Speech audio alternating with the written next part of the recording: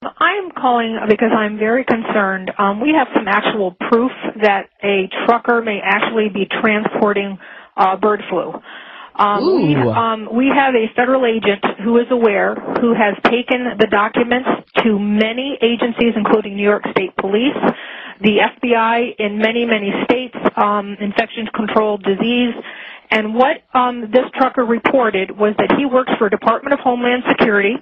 He's a Spanish man who is trucking an independent truck. He goes down to the corner of Broadway and Clinton in Albany, New York at the Department of Homeland Security facility every single evening for loads. He said there are Raymore and Flanagan's and J.B. Hunt trucks ahead of him loading, that he has taken loads from a silo above Glens Falls. His truck actually was lowered into the ground into a silo. When the truck came out of the ground, he was given a shot in his arm told to protect his family. He transported iced, refrigerated loads to the Pentagon, Baltimore, Maryland, Tucson, Arizona. He was told that he told the federal investigator how he's getting paid through the Bank of America with a number.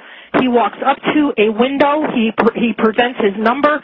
He is taken to a back room and paid in cash. He showed the federal agent $100,000 worth of receipts because he gets $5,000 per load, and he's done as many as 3 loads per day. Okay, now wait, let me just stop you right here because this is amazing information to say the least. Now, perhaps he is transporting vaccines, refrigerated vaccines. Is that a possibility? Anything that has to be iced either has to be an antigen or an antibody. That's all we know. But we know that they gave him a shot to transport it, that they told him it was to protect his family, that it is obviously something that has to be kept refrigerated. He did one load for a complete week to Tucson, Arizona and back, but the amount of money that they're paying him under the table through Bank of America, only loading at night. They call him and they ask him to come down to meetings at Department of Homeland Security at 3 o'clock in the morning. They'll ask him how he's doing and send him back home and say, fine, you're okay, go back home. He has other truckers. He knows of a trucker with a 53-foot bed unit that took a missile type. He was able to see his load, and that was taken out to Phoenix, Arizona. He was given $18,000 to truck that load 2 times. It was 80 tons, and he blew his brakes. The Department of Homeland Security took care of it. He also has been to 2 silos. He's been to many cities with his loads. He's continuously working for Department of Homeland Security, and they are relocating him since the federal agents and the state police were notified. We were notified that he is being relocated to Tucson, Arizona at a base 15 miles below Tucson. And okay, now, let me just ask you, Mary, how did you come upon this information? I can't say. Just what I'm saying already has probably put me in danger, but it is a testimony that many people are aware of, and they are doing nothing about it. And some of the high-ups in New York State Police were quoted as saying, it's bigger than both of us, we're not touching it with a 10-foot pole. Oh, my goodness. Wow. And we were told that there were retired New York State troopers that are getting paid 2 and 3 times their salary, that are the tail cars. They're actually in vans in back of these Raymore and Flanagan trucks in these transports, and they are within a mile behind them. So if you ever go down the New York State Thruway and look at these double Raymore and Flanagan trucks that are going west towards Syracuse, which is a CIA front, what they are doing is they have those tail cars in the back, and from what I understand, those are retired state troopers that are escorting those loads. Okay, stay right there because we've got a 4-minute break coming at us. She's given us a lot of facts supporting this. Mary, what do you think all of this means? He actually gave testimony to the names of the people that are running the show. There's a retired 3-star African-American general that's in Albany that's there late at night when he does his pickups. There's another guy named Fatah who is Muslim. There are many white suits. All the truckers, not just him, he named 5 of them, are being paid through Bank of America with their independent numbers. He has a uniform that he wears, which is a light blue shirt with buttons down the front, short sleeve. It says Eastern Connection with a red and orange sewn insignia on the shirt. He has to wear black pants and white sneakers, or they do not allow him to the facilities. He is not allowed to stop the truck once they start it to urinate. They have to either go in urinals or pee in the truck. They are at the end of their transports. They are given a white bag by Department of Homeland Security that they have to put all their belongings in. They are not allowed to chew gum in the cabs of the trucks on the transports. They are escorted when he's been to the Pentagon. There have been people with 45s around their waist in plain clothes that have met the trucks, and also on the slips that he gets paid. His slips say 30 Carner Road, Albany, New York, to 11 Wards Lane, Menands, New York. And he stated that he has been to neither of those locations, but every single one of his trucking slips for which he gets paid says those addresses. Okay, say that again. 30 Carner Road, Albany, New York. How do you spell Karner? 30 Carner Road, Albany, New York, to 11 Wards Lane, Menands, New York. How do you spell Menands? Menands.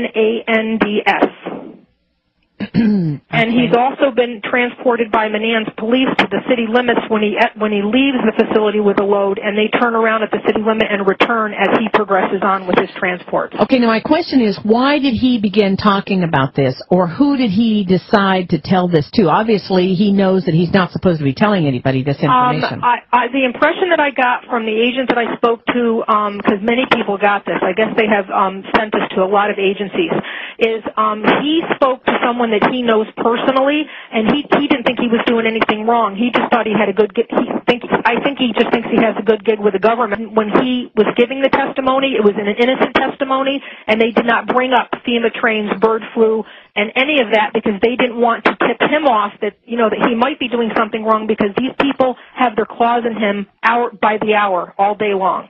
Okay. This man said that the government told them that if he's good to them, they'll be good to him, and that they were going to take him to a place called Sandy Point in Maryland on the water for government people where it's safe when this was over, and then they have since sent him now to Tucson, Arizona with his family to relocate him on base housing, and all he has to pay for is food because this investigator has spoken to him 3 times. What I'd like for you to do is call me at the Power Hour, 877-817-9829. If you have any additional information on this or anything that we can do about this, give me a call and stay abreast with me because this sounds pretty discouraging, if you ask me. It's not just that. He's had lead cars that they'll tell him where he's got to go, and he'll be going from point A to point B, and somebody will interrupt the trip and then divert him down a road. He went to Glens Falls, New York, went to a dead-end street by a Stewart's by the Civic Center in Glens Falls, New York. They opened a gate, and he drove 6 miles on a gravel driveway to an underground silo. When the truck came out of the silo after he waited with the other truckers for 3 hours while they loaded in secret, the people who appeared with the truck when the truck was coming out of the ground had Tyvek suits, the mask, the gloves, and all the works on. He's also transported at the 109th Air Guard at Stratton Air Force Base. He did do 90 boxes of clear plastic white fluid. He did see that load. Rarely does he see his loads, but apparently he loaded that at the C-130 at the 109th Air Guard. And he's done a lot of loads with these types of things, medical supplies, equipment, but specifically refrigerated to Tucson and to the Pentagon and to Baltimore. And I think that's up to no good. Along the New York State Thruway, there are miles and miles of car carriers that they've been adding to. There has to be 30 miles of them right now sitting on the track since before Christmas. That Thruway, there are miles and miles of car carriers that they've been adding to. There has to be 30 miles of them right now sitting on the track since before Christmas. I guess we could fit my whole city in this thing. Once we get around that bend near the bridge, you'll see how long it goes. I'll keep the camera running. We're at 20 minutes right now, film I've taken.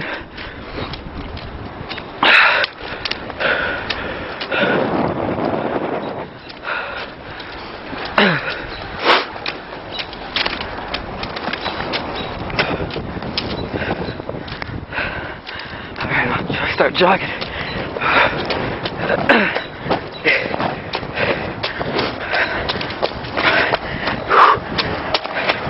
You don't need shackles and benches when you think about it, because who gives a shit? We're all going to be put in an oven or gas.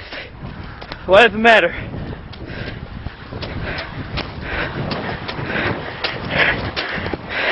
Maybe that's what they're planning. They don't even care.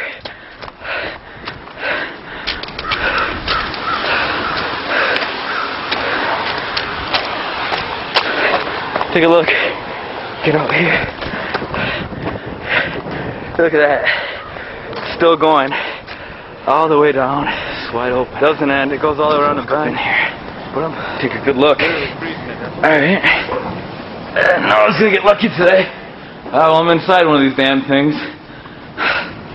As you can see, train is massive. Take a good look, man. This might be your new home pretty soon.